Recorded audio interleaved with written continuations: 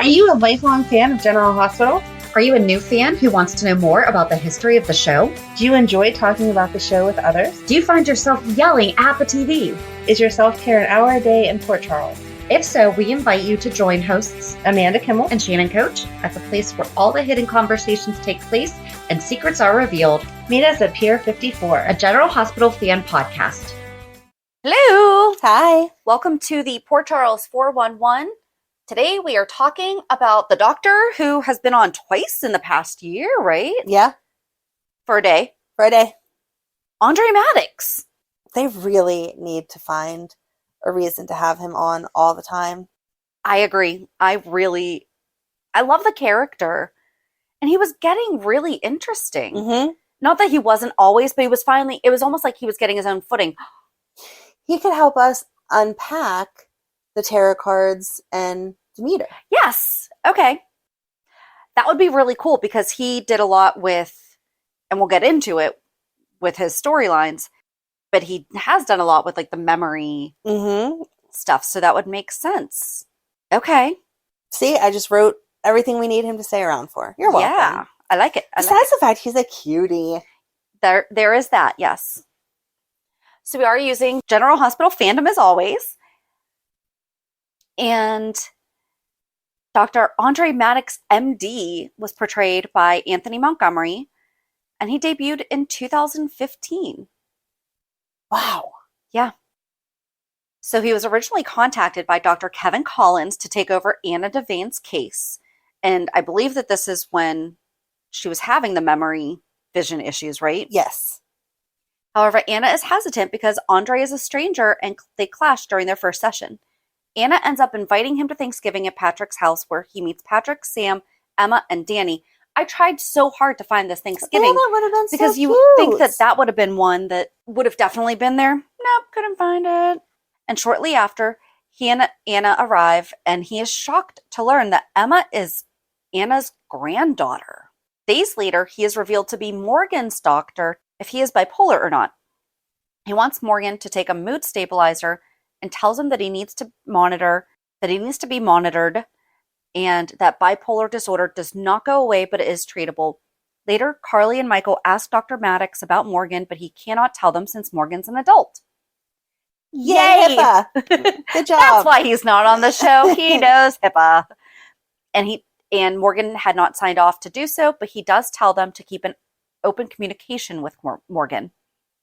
He shows up on the pier while Anna is there, and he asks Anna when she will be in therapy again since she has not been to another session. He tells Anna that she has to deal with her guilt. Anna tells him that she doesn't need his services anymore, to which he replies, if she doesn't come to therapy, he will be forced to go to the police and tell them about Carlos. That's right. That was after she shot Carlos. Yeah. Anna gets angry about this, and Andre explains that the shooting is still tearing Anna up inside. Anna then replies, the man I thought I killed may not be dead. Maddox asked Anna if there is someone in the PCPD she doesn't trust. Anna tells him that she doesn't trust DA Paul Hornsby. Thank you. Since he had the body the police found cremated, and the report showed that the body was only shot twice, and she shot Carlos 4 times. Mm-hmm. Later, he tells Anna, if Paul is as dangerous as you say, then you need to be careful. Well, thanks, Andre. That was a little obvious. On January 6th, he meets Jordan at Kelly's for a date, but before he sees Jordan, Anna stops and tells him that she is doing better and tries to introduce Jordan to him when she realizes that he is at Kelly's for a date with Jordan. Oh, so was she trying to like hook them up, or was she just introducing? I think she was just introducing. Yeah. Then Anna tells Andre and Jordan to have fun as she leaves to go to Robin and Patrick's house. Andre and Jordan talk, and he talks about their date they had on New Year's. Later, him and Jordan are discussing and planning a third date, and they kiss outside of Kelly's. On January 12th, he gives a therapy session to Morgan for his bipolar disorder. We get no other information. Okay. I know, and that's in Morgan's bipolar does not have its own playlist, which that is awful. There should absolutely be, yes. But I guess that's good because it doesn't take us off onto Morgan. No, but I'm sure that there were a lot of really good conversations that were had during that Then Andre shows up at the police station and gives Jordan a cup of coffee. Later on, he witnesses Jordan and Nathan interrogate Johnny Zakara. After Jordan is done interrogating Johnny, her and Andre flirt with each other before he leaves to see a patient. The patient turns out to be Anna. It is also revealed that he and Robert Scorpio know each other. He and Anna talk about Carlos and his relationship to Sabrina as a way to figure out where the two of them are. On February 8th, he and Anna run into each other at the Floating Rib. They discuss Anna's quest to find Carlos and how she is feeling alone now that Robin and Emma have left town. That makes me sad. Yeah. Later on, he cryptically says that we all have trouble being alone sometimes. He meets Jordan for a date at the Floating Rib. Later, Jordan tells him that Curtis is her former brother-in-law and they are not on good terms. Andre introduces himself to Curtis. Later on, when he continues his date with Jordan, he asks her if she will have a problem if Curtis does not leave town. Apparently she got over that problem. Just a bit. He shows up at the PCPD and tells Jordan that she cannot put Morgan in a holding cell. Later on, he talks with Sonny and Carly about Morgan. Had they signed that paper? I'm sure I at hope this point so. they had. He gets angry with the nurse when he finds out Morgan is missing from the hospital room. I think this is when he was hospitalized, so maybe that was different. Maybe. Afterward, he finds Morgan on the roof where he tries to stop him from committing suicide. He is able to help stop him along with Sonny and Michael. The next day, Andre goes to the hospital chapel and runs into Anna. They talk about what happened on Pier 54 during Alexis and Julian's wedding, and if Anna thinks Paul is still going to hold something over Anna's head. Anna tells him that she's not sure, but she knows that she has to get justice for Duke. Anna also says that she will probably go to jail. Andre says there's a lot of people that would miss her. Oh, yeah. Yeah. And then October 2017, Andre was revealed to be working with the people that kept a man with Jason Morgan's original face locked away in an institution, who soon escaped. On December 1st, after getting arrested, he was forced to tell all. The man who everyone thought was Jason was really his long-lost twin, Andrew Kane, and the man who escaped from the clinic was really Jason. It is later revealed that Andre developed a method of recording and transferring memories and used it to wipe Drew Kane's memories and replace them with his twin brother's, Jason Morgan. Andre was visited by Anna in mid-February 2018. Andre was arrested and incarcerated. He was released by the WSB in order to help in memory mapping. In May 2018, he promised Drew he would be willing to help him regain his memories if he finds the memory drive containing them. On March 14th, 2019, Andre visited Anna at the Metro Court, and he learned that Anna was part of Dr. Arthur Cabot's original study of memory transfer between identical twins. He gives her and Finn everything he has on Cabot's study. On August 21st, Drew went to search for Andre in Ethiopia so he could get Andre to reverse Franco's memory transfer, which was done to him by Cabot under Shiloh's orders, and caused Franco to believe that he was Drew prior to 2012. Thank goodness It was that so storyline confusing. ended. So confusing. However, on September 3rd, Andre was found unconscious and hospitalized at GH, and Drew is nowhere to be seen.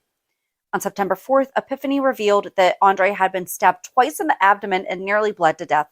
Peter then walked into Andre's hospital room and started to tamper with his hospital equipment, giving him minor complications before sneaking out. Epiphany fixed Andre and he woke up.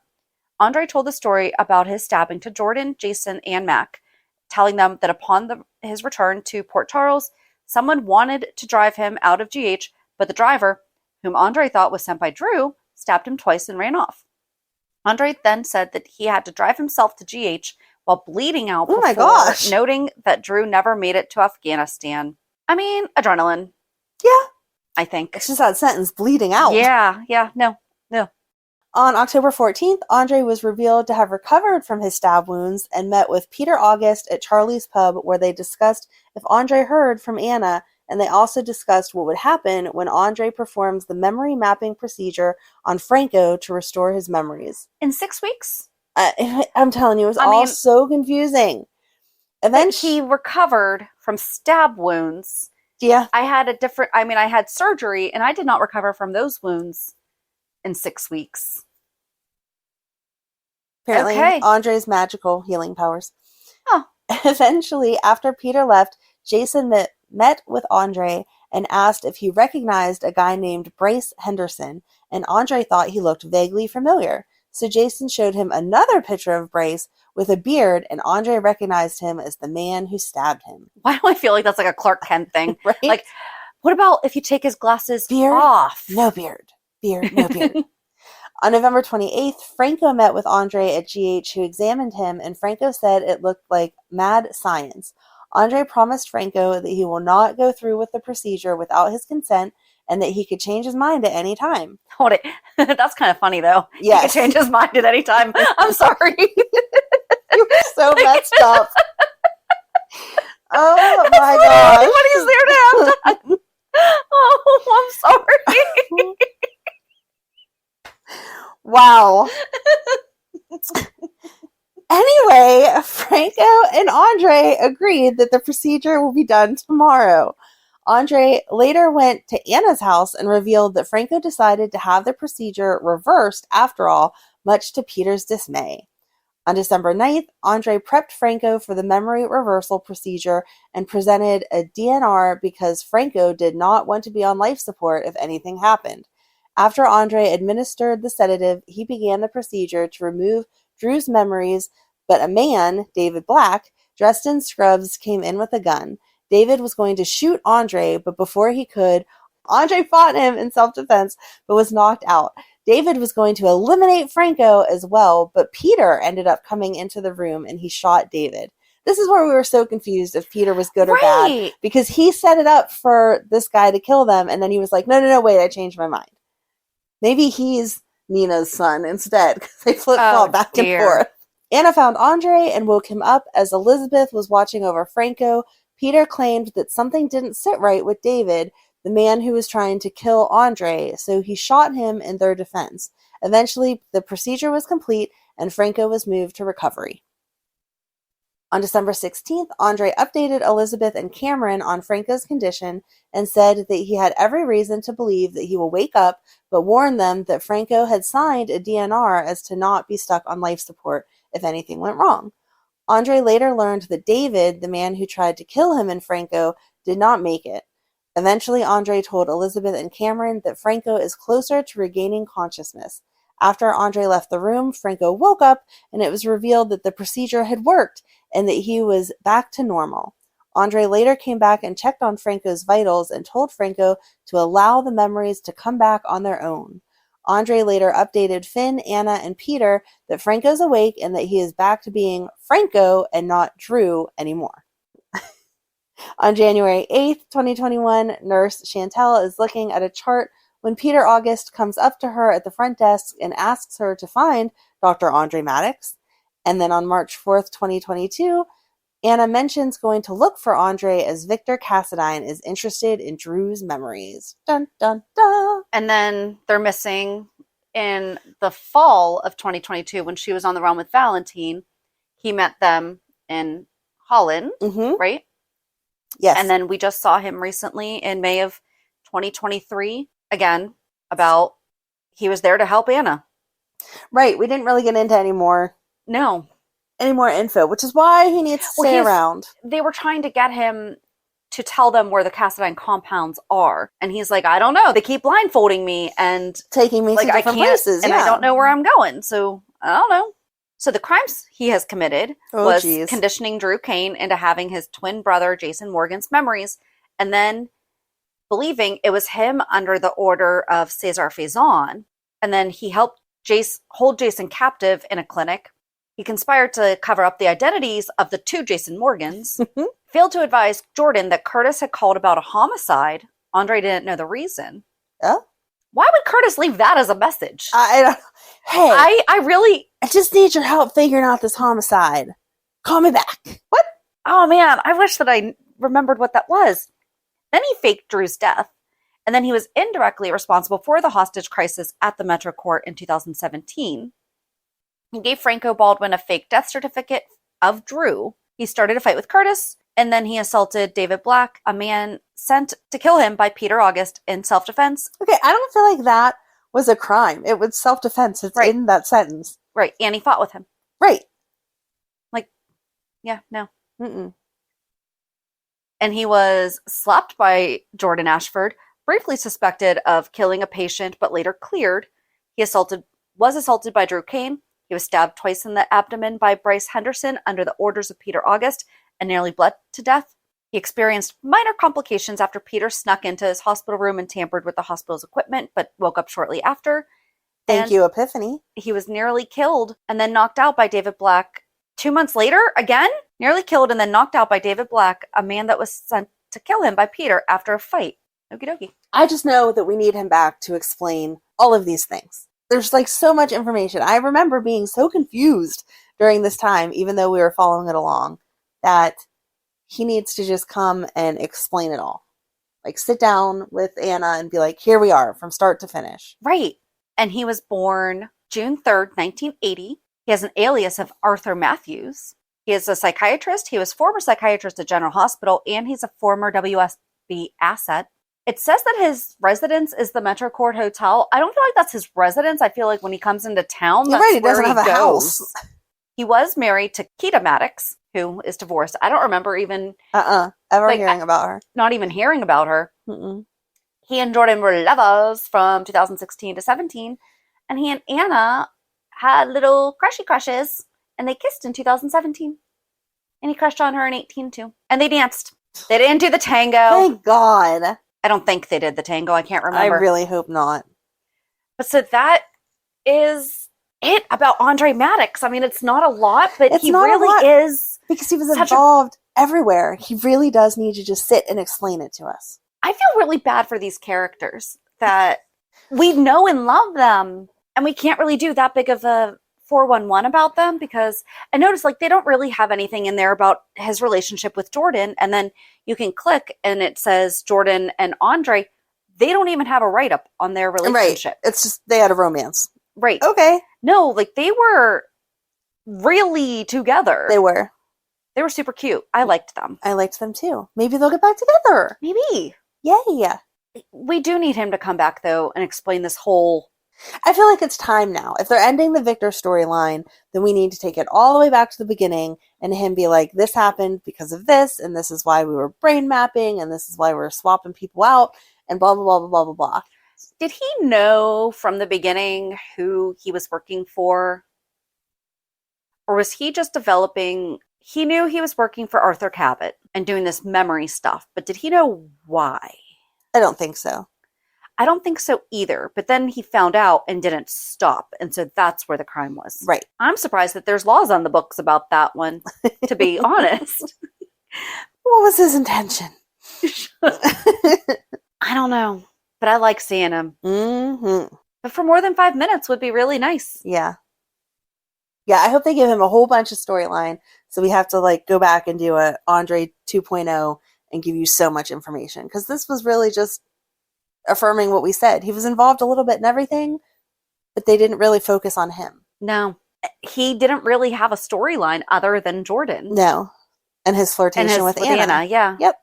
All right, guys, we need Andre back. Thanks. On that note, join us on Monday. Pretty sure we're not going to see him or hear from him, but who knows? no, I'm having faith we will. Perhaps. Either way, have a good weekend. And we'll meet you at the pier. Bye. Bye. If you enjoyed today's show, we invite you to go to peer54podcast.com to subscribe on your favorite platform. Don't forget to leave us a review. And you can also follow us on many social media channels. Just search for Peer 54 Podcast. Also, we are not perfect, so if there is something that we missed or messed up, just let us know by emailing us at peer54podcast@gmail.com.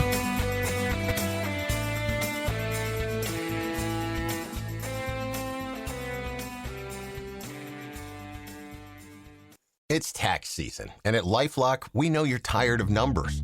But here's a big one you need to hear. Billions. That's the amount of money in refunds the IRS has flagged for possible identity fraud. Now here's another big number. 100 million. That's how many data points LifeLock monitors every second. If your identity is stolen, we'll fix it guaranteed. One last big number. Save up to 40% your first year. Visit LifeLock.com/podcast for the threats you can't control. Terms apply.